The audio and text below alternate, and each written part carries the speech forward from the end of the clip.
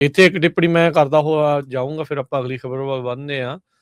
ਰੋਹ ਖੰਨਾ ਜਿਹੜਾ ਕਿ ਉੱਥੇ ਫਿਲਸਤੀਨ ਦੇ ਵਿੱਚ ਗਿਆ ਆ, ਉਹਨੇ ਕਿਹਾ ਵੀ ਮੈਨੂੰ ਆਈਡੀਐਫ ਵਾਲਿਆਂ ਨੇ ਬੰਦੂਕ ਦੀ ਨੋਕ ਦੇ ਉੱਤੇ ਬੰਨ੍ਹ ਕੇ ਜਿਹੜਾ ਉਹ ਰੱਖਿਆ। ਇਜ਼ਰਾਈਲ ਦੇ ਦੁਆਰਾ ਜੋ ਇਨਹਿਊਮੇਨ ਕਰ ਰਹੇ ਆ, ਉਹਦੇ ਉਲਟ ਤਾਂ ਉਹ ਬੋਲ ਰਿਹਾ ਆ।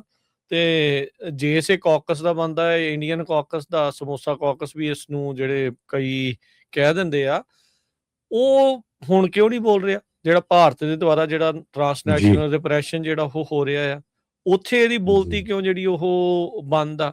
ਇੰਡਾਇਟਮੈਂਟਸ ਸਾਹਮਣੇ ਆ, ਨਿਖਲ ਗੁਪਤੇ ਵਾਲਾ ਮਾਮਲਾ ਸਾਹਮਣੇ ਆ, ਅਮਰੀਕਨ ਸਿਟੀਜ਼ਨ ਨੂੰ ਮਾਰਨ ਦੀ ਜਿਹੜੀ ਕੋਸ਼ਿਸ਼ ਸੀ, ਇੱਥੇ ਇਹਨਾਂ ਦੀ ਚੁੱਪੀ ਕਿਉਂ ਆ? ਜਿਹੜੇ ਬੇਰੀ ਵਾਲੇ ਕੁਛ ਜਿਹੜੇ ਉਹਦੇ ਕਲੋਜ਼ ਹੈਗੇ ਆ, ਜਾਂ ਹੋਰ ਵੀ ਜਿਹੜੇ ਕੋਈ ਪੰਜਾਬੀ ਉਹਦੇ ਕਲੋਜ਼ ਆ, ਉਹ ਵੀ ਜਿਹੜਾ ਮਾੜਾ ਜਿਹਾ ਉਹਦੇ ਕੰਨ ਦੇ ਵਿੱਚ ਦੱਸਣ ਉਹਨੂੰ ਵੀ ਭਾਈ ਇਹਦੇ ਤੇ ਵੀ ਕੋਈ ਬਿਆਨ ਵੀ ਹੁੰਦੇ।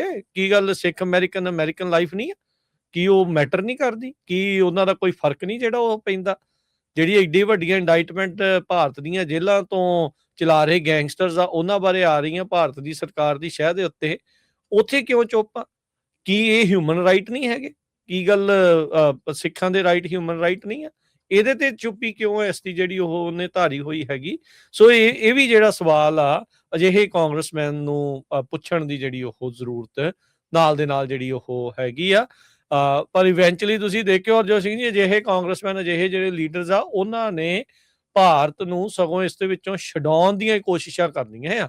ਉਹ ਅੰਦਰ ਖਾਤੇ ਇਹੀ ਉਹਨਾਂ ਦੀ ਕੋਸ਼ਿਸ਼ ਚੱਲ ਰਹੀ ਹੋਣੀ ਆ ਵੀ ਇਹਨਾਂ ਨੂੰ ਬਚਾਈਏ ਕਿੱਦਾਂ, ਵੀ ਇਹ ਕਿੱਦਾਂ ਜਿਹੜਾ ਹੋ ਸਕਦਾ, ਕਿਉਂਕਿ ਲੇਟਲੀ ਜਦ ਲਾਸਟ ਟਾਈਮ ਇਹ ਜਾ ਕੇ ਆਇਆ ਸੀ ਭਾਰਤ ਦੇ ਵਿੱਚ, ਤੇ ਆਰਐਸਐਸ ਵਾਲਿਆਂ ਦੇ ਜਿਹੜੇ ਲੀਡਰਾਂ ਦੇ ਨਾਲ ਇਹਨੇ ਮੁਲਾਕਾਤ ਕਰਕੇ ਆਇਆ ਸੀ ਉਦੋਂ ਉੱਥੇ।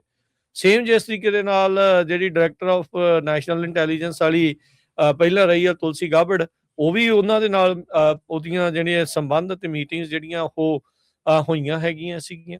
ਸੋ ਇਹ ਵੀ ਸਵਾਲ ਜਿਹੜਾ ਰੋਹ ਖੰਨਾ ਨੂੰ ਜ਼ਰੂਰ ਪੁੱਛਣ ਦੀ ਜਿਹੜੀ ਉਹ ਜ਼ਰੂਰਤ ਆ। ਹੁਣ ਵੀ ਧੰਨਵਾਦ ਤੇਰਾ ਵੀ ਜਿਹੜਾ ਤੂੰ ਜੋ ਗਾਜ਼ਾ ਦੇ ਵਿੱਚ ਹੋ ਰਿਹਾ ਉਹਦੇ ਤੇ ਚਾਨਣਾ ਪਾ ਰਿਹਾ ਆ, ਪਰ ਇੱਧਰ ਵੀ ਜਿਹੜਾ ਧਿਆਨ ਦਿਓ ਵੀ ਇੱਥੇ ਜੋ ਅਤਿਆਚਾਰ ਭਾਰਤ ਦੀ ਸਰਕਾਰ ਕਰ ਰਹੀ ਹੈ, ਇਹਦੇ ਉਲਟ ਵੀ ਜਿਹੜਾ ਬੋਲਣ ਦਾ ਮਾੜਾ ਮੋਟਾ ਮਾਦਾ ਜਿਹੜਾ ਆ ਉਹ ਰੱਖਿਆ ਜਿਹੜਾ ਉਹਨਾਂ ਦੇ ਕੋਲੋਂ ਜਾਵੇ। ਦੇਖੋ ਇਹ 5-6 ਮੈਂਬਰ ਹੈਗੇ ਆ ਕਾਂਗਰਸਮੈਨ ਜਿਹੜੇ ਭਾਰਤੀ ਮੂਲ ਦੇ ਆ, ਤੇ ਇਹਨਾਂ ਨੇ ਸਟੇਟਮੈਂਟ ਜਾਰੀ ਕੀਤੀਆਂ ਸੀ ਜਦੋਂ ਮੰਦਿਰਾਂ ਦੇ ਬਾਹਰ ਇੱਥੇ ਅਮਰੀਕਾ 'ਚ ਕਈ ਮੰਦਿਰਾਂ ਤੇ ਗ੍ਰੈਫਿਟੀ ਲਿਖੀ ਗਈ ਸੀ। ਆਪਾਂ ਸਾਰਿਆਂ ਨੂੰ ਪਤਾ ਹੈ ਵੀ ਸਿੱਖ ਕਦੇ ਵੀ ਕਿਸੇ ਵੀ ਧਾਰਮਿਕ ਜਗ੍ਹਾ ਦੇ ਉੱਤੇ ਇਦਾਂ ਦਾ ਕੰਮ ਨਹੀਂ ਕਰਦੇ। ਤੇ ਇਹਨਾਂ ਨੇ ਸਟੇਟਮੈਂਟਾਂ ਦਿੱਤੀਆਂ ਸੀ। ਹੁਣ ਤੁਹਾਡੇ ਸਾਹਮਣੇ ਪ੍ਰੂਫ ਆ ਗਿਆ ਕਿ ਇੰਡੀਆ ਦੇ ਜਿਹੜੇ ਅੱਤਵਾਦੀ ਆ ਅਮਰੀਕਨ ਸਿਟੀਜ਼ਨ ਨੂੰ ਕਿਸ ਤਰ੍ਹਾਂ ਉਹਨਾਂ ਤੋਂ ਫਰੌਤੀਆਂ ਮੰਗ ਰਹੇ ਆ, ਕਿਸ ਤਰ੍ਹਾਂ ਉਹਨਾਂ ਨੂੰ ਕਤਲ ਕਰ ਰਹੇ ਆ, ਤੇ ਹੁਣ ਇਹਨਾਂ ਦੀ ਸਟੇਟਮੈਂਟ ਜ਼ਰੂਰ ਬਿਲਕੁਲ ਜਾਰੀ ਹੋਣੀ ਚਾਹੀਦੀ ਆ। ਜੀ, ਬਿਲਕੁਲ।